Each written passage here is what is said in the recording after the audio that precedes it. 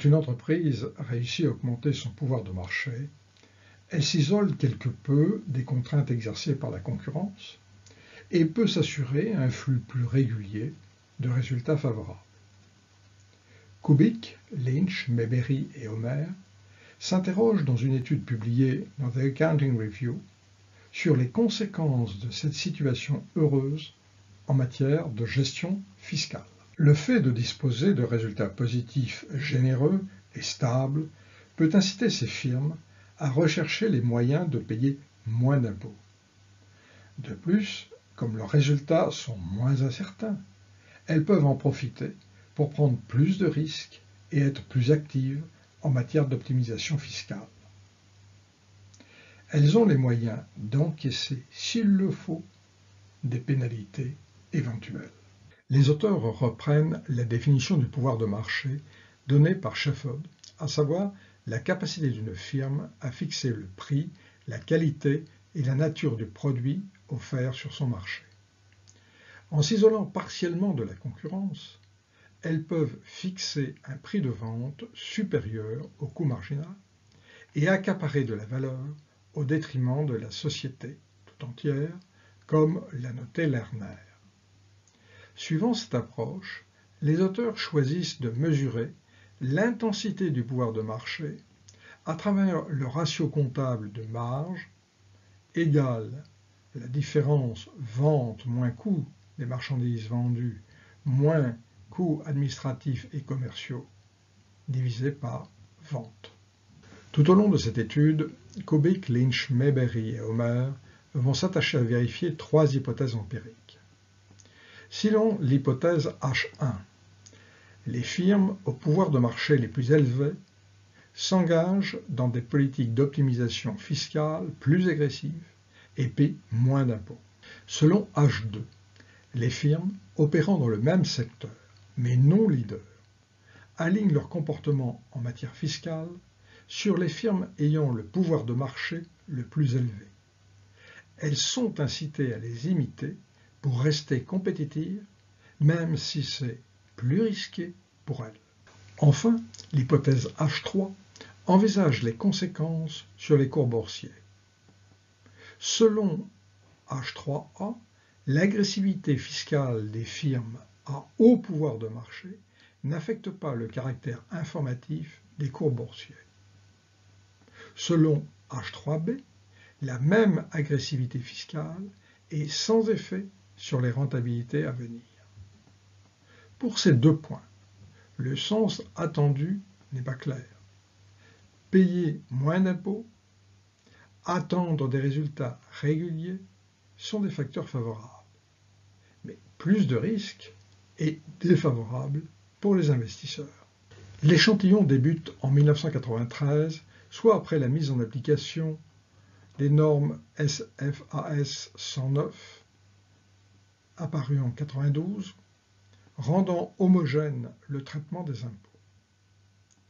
L'échantillon s'achève en 2010 et couvre l'essentiel des sociétés américaines cotées, à l'exception des firmes financières et des utilities.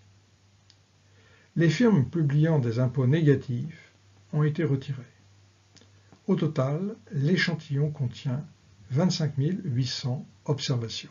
Les principales mesures utilisées sont, concernant le pouvoir de marché, le ratio de marge nette déjà cité et une mesure ajustée par la moyenne du secteur. En ce qui concerne la fiscalité, trois mesures sont proposées. Une mesure comptable, charge d'impôt constatée dans l'année sur résultat avant impôt exceptionnel. Une mesure fondée sur des flux de trésorerie, paiement d'impôt de l'année sur le même résultat avant impôt exceptionnel. Et enfin, une moyenne sur 4 années glissantes pour chacune de ces deux mesures. Pour tester l'hypothèse H1, les auteurs recourent à un modèle où la mesure d'optimisation fiscale, taxe, est régressée sur celle du pouvoir de marché, dénoté ici PCM. Un vecteur de variables de contrôle, une mesure de concentration du secteur, un indice d'Erfandal, avec un effet fixe année. Les variables de contrôle concernent la rentabilité, la taille, l'importance des immobilisations, les opportunités de croissance, le levier. Pour les 4 mesures du poids de la fiscalité, le coefficient obtenu est significativement négatif, ce qui soutient l'association entre un fort pouvoir de marché, une faible imposition ou encore une optimisation fiscale agressive. Il est intéressant de noter que par ailleurs, l'association avec la variable rentabilité, ici le ratio Return on Assets, est elle aussi positive. Le résultat semble donc bien indépendant d'un simple effet de différence de rentabilité. La forme du modèle utilisé pour tester l'hypothèse H2 est proche de celle du modèle précédent. La variable explicative pour mettre en évidence les phénomènes d'imitation sont les mesures fiscales propres au leader. Par ailleurs, un repère sectoriel est introduit à travers la variable taxbench. Le modèle contient également la mesure laguée de la variable fiscale pour tenir compte de sa persistance. Le coefficient bêta 1 est ici positif et significatif dans 3 cas sur 4. Il soutient la thèse d'un phénomène d'imitation par les non-leaders. Ceci étant, il faut être prudent, car le coefficient bêta 2 est lui aussi positif et significatif. Il peut soutenir la thèse qu'il s'agit plus d'une imitation d'une norme sectorielle, voire encore d'un simple phénomène de retour vers la moyenne. Pour mesurer le caractère informationnel du cours boursier, les auteurs observent les variations de cours autour des annonces de résultats. Ils calculent les variations non expliquées par les mouvements du marché. Ils prennent ensuite leur valeur absolue et les cumulent. Ils calculent une moyenne annuelle désignée par l'acronyme CAAR.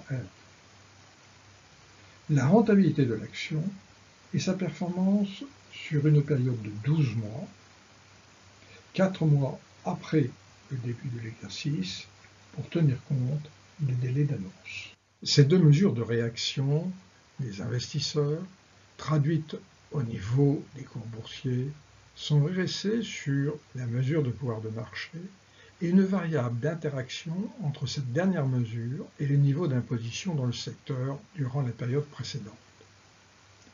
Le coefficient bêta 3 mesure en quoi l'agressivité fiscale modère ou non l'influence du pouvoir de marché.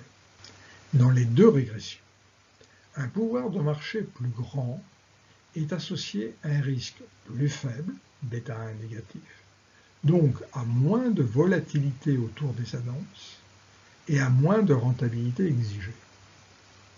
L'effet d'interaction n'est significatif que pour les mesures fondées sur les paiements, plus faciles à interpréter par les investisseurs. Une forte agressivité fiscale paraît modérer les effets de réduction de risque précédents, puisque le coefficient bêta 3 est ici positif. En conclusion, cette étude apporte un éclairage nouveau sur les déterminants des politiques fiscales. Plus le pouvoir de marché est élevé, plus l'agressivité fiscale est forte. Plus les leaders pratiquent l'optimisation fiscale, plus les autres firmes du secteur sont incitées à le faire. Les conséquences en matière de cours boursier de ces pratiques ne sont guère favorables. Vu les risques accrus, les investisseurs exigent pour ces firmes une rentabilité plus forte. Enfin, les résultats de cette étude ont aussi des implications politiques. Les autorités ont avantage à se soucier des pratiques fiscales des sociétés à fort pouvoir de marché et de celles opérant dans les mêmes secteurs qui cherchent à les imiter.